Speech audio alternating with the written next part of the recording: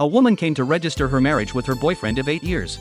But the staff told her she's legally married. The woman says she's never been married. There must be a mistake in the name. The clerk checked again. They're sure the woman is married to a man named Sullivan. They started arguing. The officer said, his address is right here.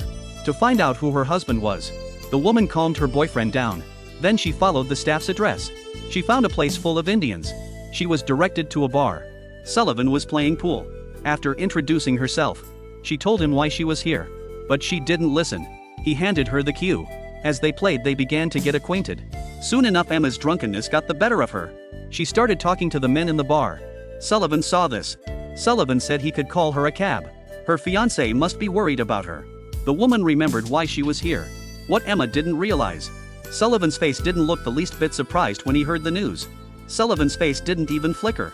It was as if he had known about it all along. So, the reason Emma had a legal husband, it was because he was behind it. And the reason for that, Sullivan wanted to do to her what he'd done to her. It wasn't that long ago. He had a girlfriend who loved him.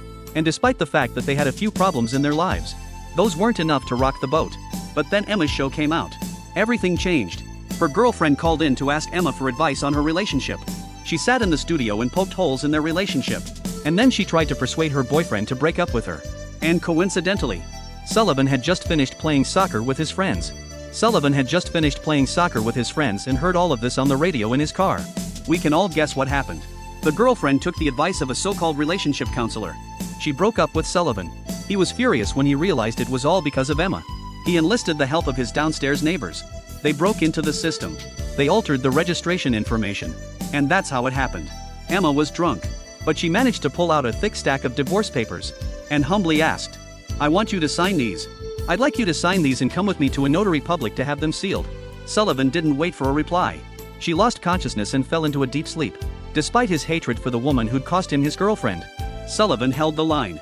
He didn't do anything out of the ordinary. The next day rolled around. Emma woke up and looked around. She panicked. She grabbed her coat and fled the place in a hurry.